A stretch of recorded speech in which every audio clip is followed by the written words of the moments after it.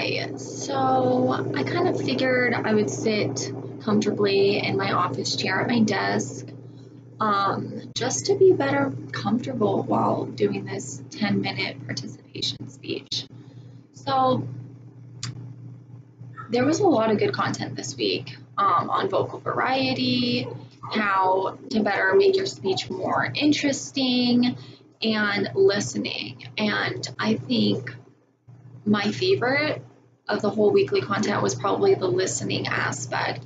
It talked about different forms of listening, like selective listening or like defensive listening, where you're just pretty much kind of judging what that person's saying, or even just thinking about your response before they're even done talking about it. I know I'm guilty of that as well. I thought it was pretty, it just like, what came to mind for me was like, I think a year ago at work we did an exercise. It was a listening exercise where for 3 minutes you had to sit across from somebody and you had to pretty much discuss like something you're going through, for 3 minutes. And that person was not able to respond or anything. Their only objective or thing that they had to focus on is what I was saying. And then once I stopped talking and the timer went off, that person had to present everything I said, how I felt, and it helped us all improve on our listening skills, like by actually listening, and then after that we gave them positive feedback. But it was a good exercise to practice because then we recited what they said and it showed that we were actually listening, which I loved, and I thought that was a great exercise to do. I like how in the video, what it was making me think of is like by putting myself in the audience's shoes, I can better improve on being a speaker. So I need to improve on my listening because I know what it's like to be that speaker up there, probably nervous, reciting, everything like that. So like showing eye contact, not keeping my arms crossed, my legs crossed, anything like that. Like I don't want to be perceived as like kind of being rude, or making rude faces or judgmental faces, or, I think the video, it talked about like leaning in more, I don't know. I just think listening is actually a really good trait to have, and it doesn't have to just be with your speaking. It can be with your conversations. At work for me, like my whole job is based off of listening to others and clients and being receptive and empathetic. And yeah, so I can't really have like a judgmental face, because I'm there to help.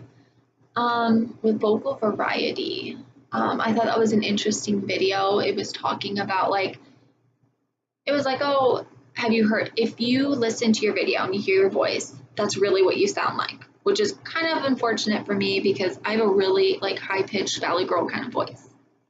So it was talking about actually utilizing your voice as magic. I loved that because you can go deeper or higher, or like it was talking about pausing, which is funny because I know when I pause, I almost feel like I get more anxiety. Like I get a little bit overwhelmed. I'm like, oh my God, don't forget what you're going to talk about. Or I don't know, I just like almost feel like if I pause, I'll go blank, So like I need to better improve on that for sure, because it's okay to pause. Silence is okay. You don't always have to be talking.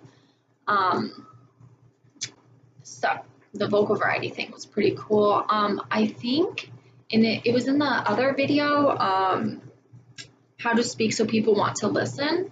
He was talking about how people with more depth in their voice or lower voices are actually, they have more power. And he was talking about our presidents and our senators, and we tend to vote for them more, so I thought that was super interesting.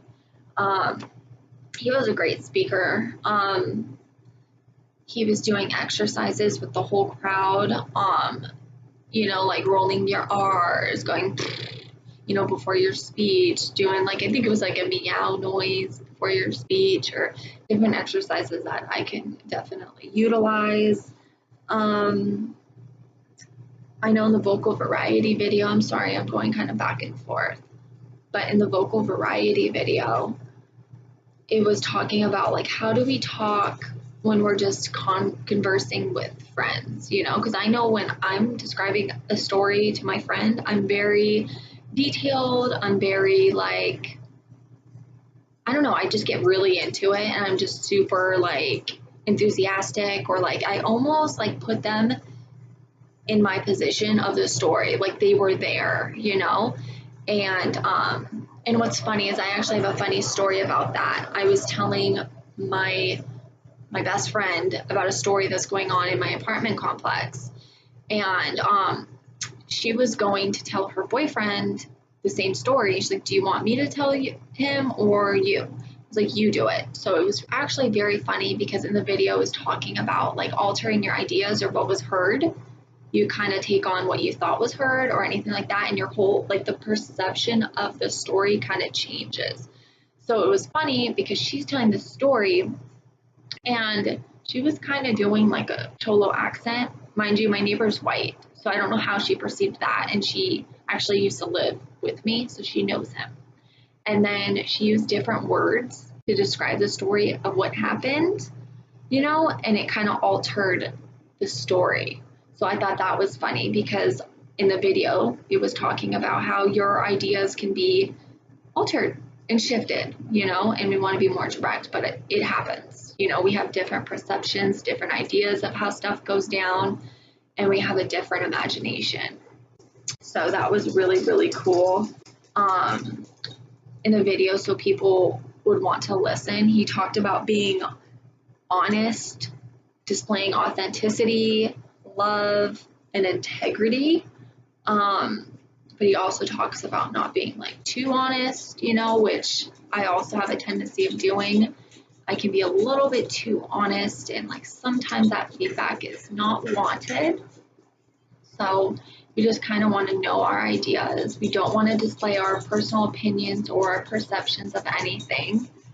What else was I going to discuss?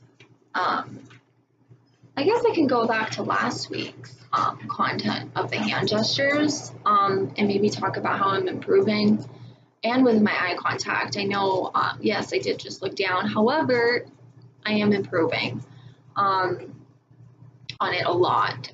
It's funny because like I'll be having a conversation with someone and I'm like constantly like referring myself back to the weekly content of the eye contact thing.